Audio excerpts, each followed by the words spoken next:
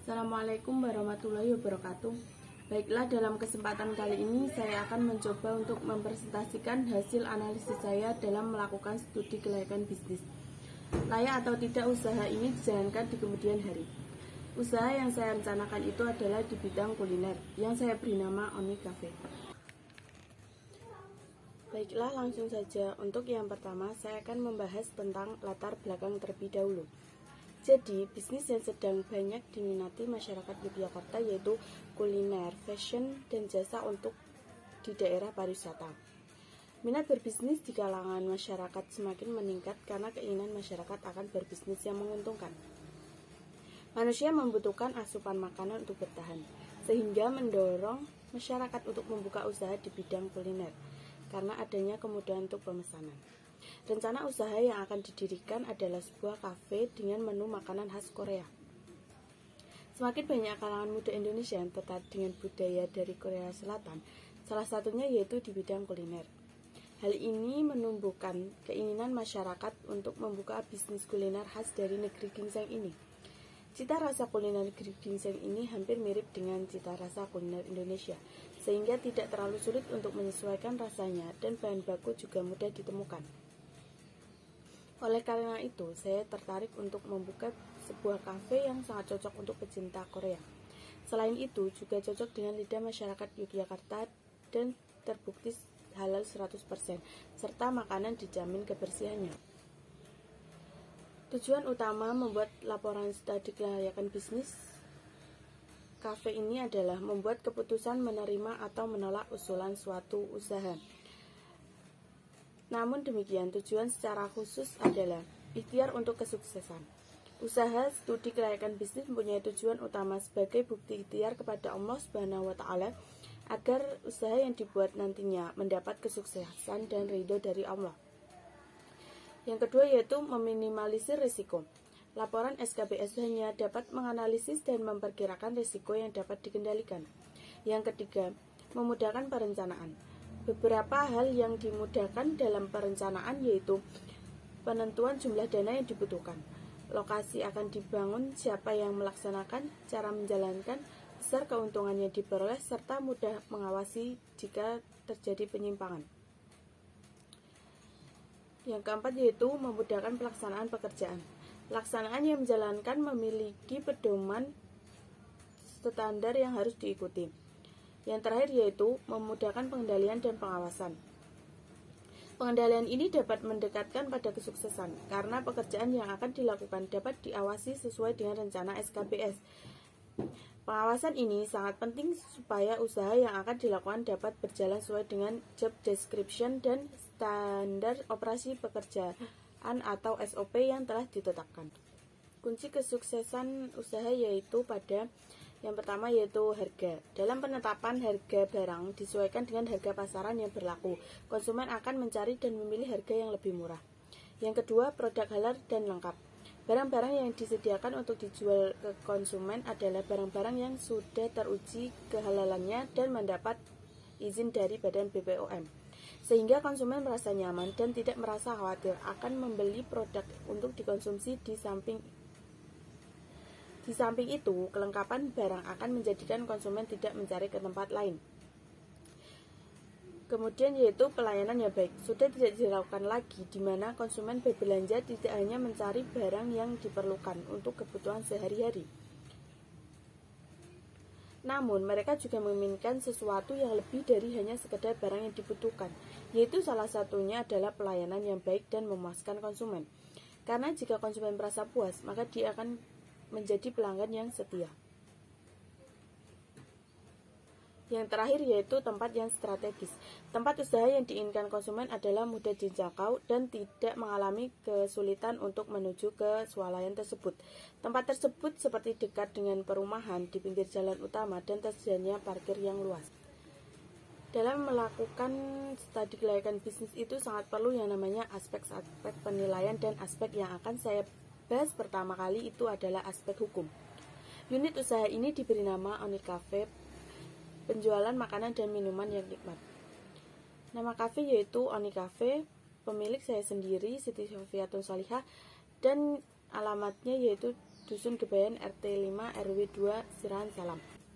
Instansi yang terkait dalam perizinan usaha tentunya yaitu Sistem Online Single Submission atau OSS berbasis resiko yang dikelola oleh Kementerian Investasi Badan Koordinasi Penanaman Modal atau BKPM, serta Badan Penyelenggara Jaminan Produk Halal yaitu LPPOM MUI dan PUI, serta instansi izin edar dalam penjualan secara online.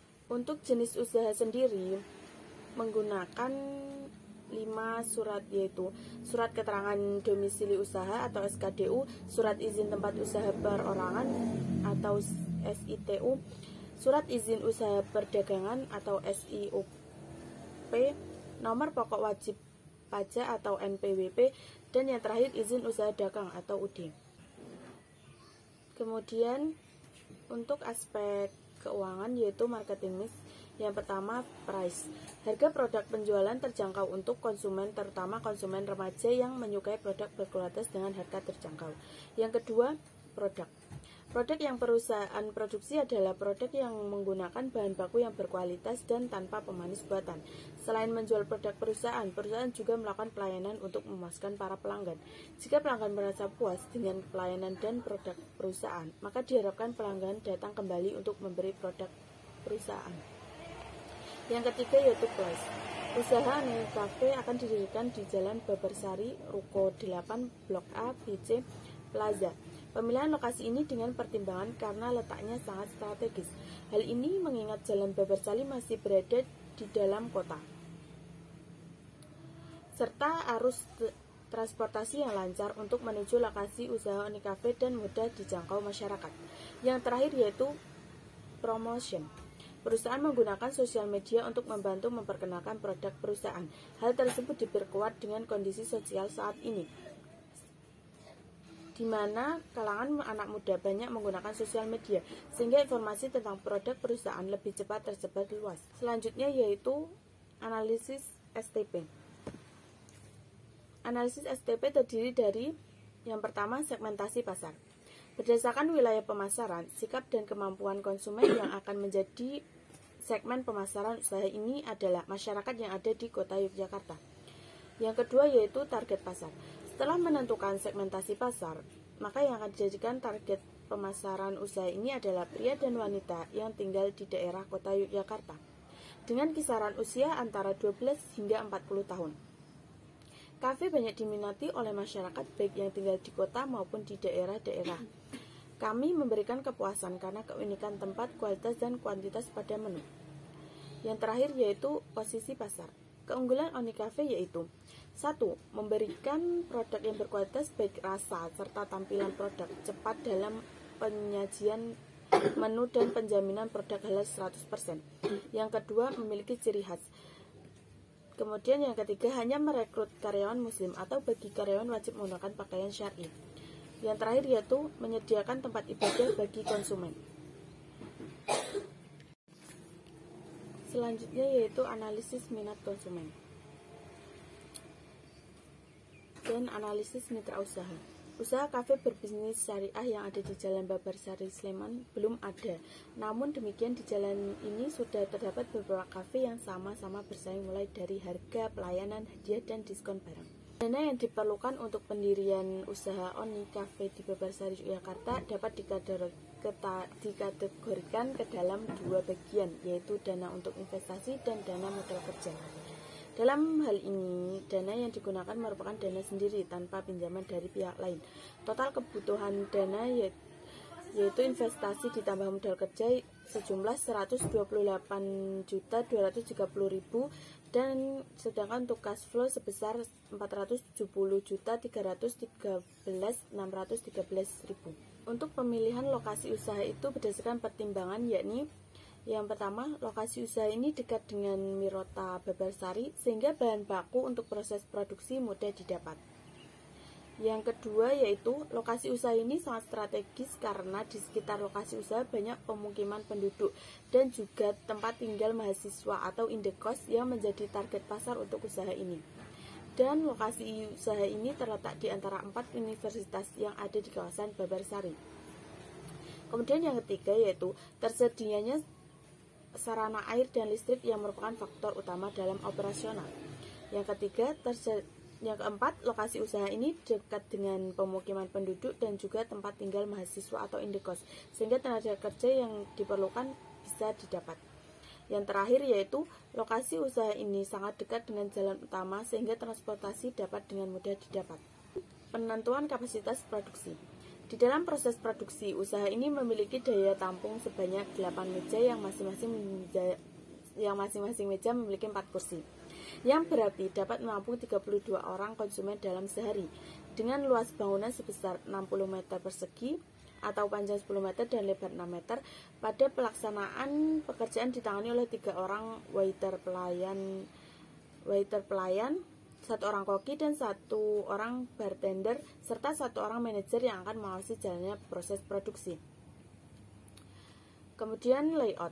Pertimbangan tentang tata letak layout usaha yang kami susun berdasarkan yang pertama, konsisten dengan teknologi yang digunakan, artinya teknologi yang digunakan tetap sejak awal dan diatur penggunaannya secara baik dan bergantian dapat menciptakan kelancaran dalam pelayanan.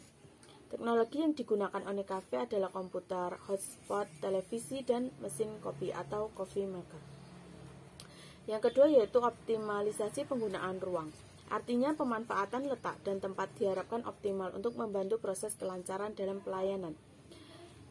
Isi ruang Onicafe terdiri dari 8 meja dan 4 kursi dengan jarak 1 meter antara meja satu dengan meja yang lain. Diharapkan memperlancar proses pelayanan. Dan dengan pengaturan tata letak yang baik dan efisien dalam jangka panjang, diharapkan dapat menambah fasilitas baru. Yang terakhir yaitu meminimalisir biaya, artinya dengan tata letak yang teratur dapat mencegah penambahan biaya dan permasalahan yang diperkirakan akan timbul dan memberikan jaminan untuk keselamatan tenaga kerja. Selanjutnya untuk aspek keuangan. Yang pertama yaitu planning. Pada tahap perencanaan ini yang diperlukan diketahui adalah jenis-jenis pekerjaan yang diperlukan agar aktivitas usaha dapat berjalan dengan baik dan efektif, dan agar tidak terjadi pemborosan biaya tenaga kerja pada usaha Onicafe. Pada usaha Onicafe ini hanya dibutuhkan 6 orang karyawan agar dapat bekerja secara optimal, yaitu terdiri dari 1 manajer, 1 koki, 1 bartender, dan 3 pelayan. Untuk organizing ini Onicafe dalam menjalankan usaha diperlukan struktur organisasi yang sesuai. Struktur organisasi yang digunakan Onicafe adalah struktur organisasi garis. Tujuannya agar komunikasi antar pemilik usaha, manajer, dan para karyawan dapat berjalan dengan lancar dan pada akhirnya tujuan dapat tercapai. Yang ketiga yaitu actuating. Ada beberapa kriteria yang harus dipenuhi oleh calon karyawan untuk memangku jabatan di Onicafe. Antara lain, yang pertama manajer. Syaratnya yaitu pria berumur 20 tahun sampai 30 tahun, mempunyai jiwa kepemimpinan, berpengalaman sebagai manajer minimal 1 tahun, mengetahui seluk-beluk keuangan dan juga pemasaran, pendidikan minimal D3, berpenampilan menarik, sehat jasmani dan rohani. Yang terakhir yaitu jujur dan bertanggung jawab. Untuk pelayan, syaratnya yaitu pria yang berumur 17 tahun sampai dengan 25 tahun, rajin, jujur, cekatan, dan bertanggung jawab, berpenampilan menarik, sehat jasmani dan rohani, serta yang terakhir pendidikan minimal SLTA. Kemudian untuk koki, yaitu pria yang berumur 20 tahun sampai dengan 30 tahun, mempunyai pengetahuan dan keahlian di dalam tata boga, berpengalaman minimal 1 tahun, pendidikan minimal SMK atau sekolah menengah kejuruan, rajin, jujur, cekatan, dan bertanggung jawab, dan yang terakhir berpenampilan menarik. Kemudian yaitu bartender, pria yang berumur 20 tahun sampai dengan 30 tahun, mempunyai pengetahuan dan keahlian di bidang tata boga, berpengalaman minimal 1 tahun, pendidikan minimal SMK, rajin, jujur, cekatan, dan bertanggung jawab. Kemudian yang terakhir berpenampilan menarik, sehat jasmani dan rohani. Kemudian yang keempat yaitu pengarahan atau leading. Pada bagian ini menjelaskan mengenai deskripsi jabatan, spesifikasi jabatan, dan juga standar prestasi jabatan yang bertujuan agar karyawan mengetahui tanggung jawab mereka masing-masing. Yaitu yang pertama, Dewan Komisaris. Tugasnya yaitu mengawasi pekerjaan manajer dalam mengelola usaha, meminta keterangan dan penjelasan kepada direksi apabila dianggap perlu. Kemudian yang kedua yaitu manajer bertugas memimpin dan mengkoordinasi seluruh kegiatan usaha dan membuat kebijaksanaan perusahaan dalam bidang pemasaran.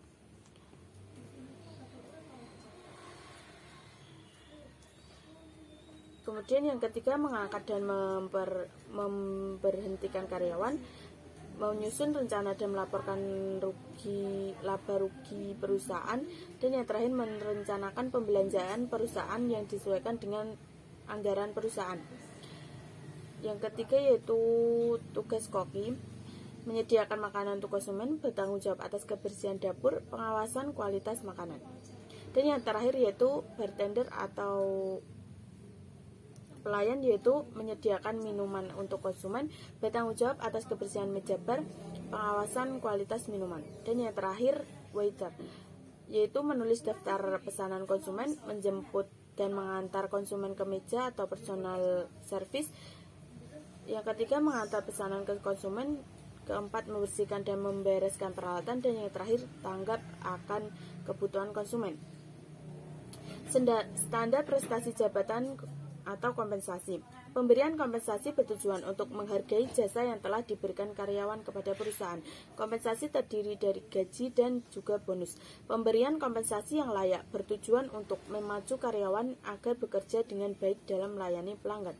Adapun besar gaji yang diberikan perusahaan kepada karyawan adalah yang pertama, manajer sebesar 3 juta per bulan, yang kedua koki sebesar 1,5 juta per bulan, yang ketiga bartender sebesar 1,5 juta per bulan, dan waiter atau pelayan sebesar 1 juta per bulan. Yang terakhir yaitu controlling. Sumber daya manusia adalah karyawan yang merupakan salah satu faktor pendukung sukses atau tidaknya suatu usaha. Hal ini dikarenakan karyawan merupakan pelaksana dari semua kegiatan usaha. Perusahaan akan memperhatikan karyawannya dengan tujuan agar karyawan puas, sehingga dapat bekerja secara optimal. Untuk mencapai tujuan tersebut, diperlukan perekrutan tenaga kerja untuk memangku jabatan-jabatan yang diperlukan pada usaha Onikafe, yaitu dengan cara: 1. Menghubungi dinas tenaga kerja. Yang kedua, memberitahukan mengenai pembukaan lowongan pekerjaan pada media cetak. Yang ketiga yaitu memberitahukan mengenai pembukaan lowongan pekerjaan pada media elektronik.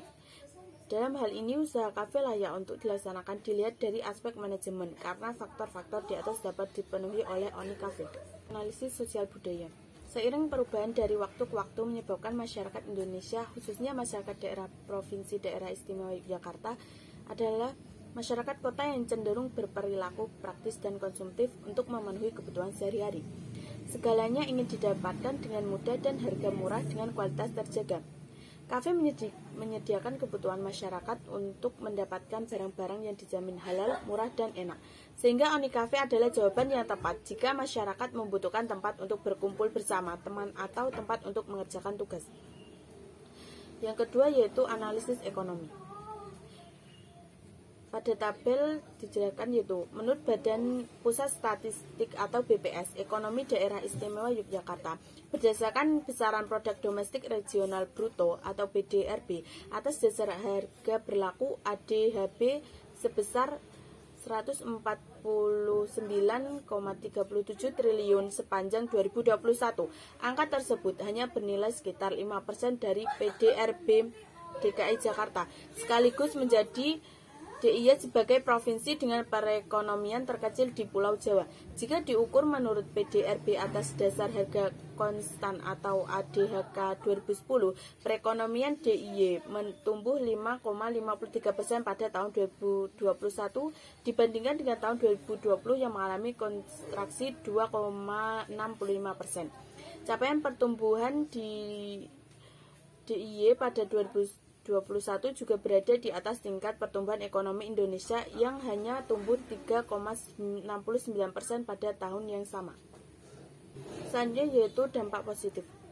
Yang pertama, meningkatnya perekonomian di Indonesia karena semakin konsumtif para penikmat kopi, maka akan semakin memberikan keuntungan bagi pembisnis. Yang kedua yaitu meningkatnya kreativitas dan inovasi di bidang usaha kecil yang kami jalankan, baik mikro dan makro. Yang ketiga yaitu menambah lapangan pekerjaan, dan yang keempat menambah keanekaragaman makanan yang ada di Indonesia, dan yang terakhir memudahkan masyarakat dalam memenuhi kebutuhannya. Untuk dampak negatifnya yaitu gaya hidup hedonisme atau terlalu menghamburkan uang. Dan yang terakhir solusi penanggulangannya yaitu menahan diri agar pengeluaran untuk nongkrong di cafe shop tidak terlalu berlebihan. Salah satu caranya adalah dengan membatasi frekuensi berkunjung ke cafe shop.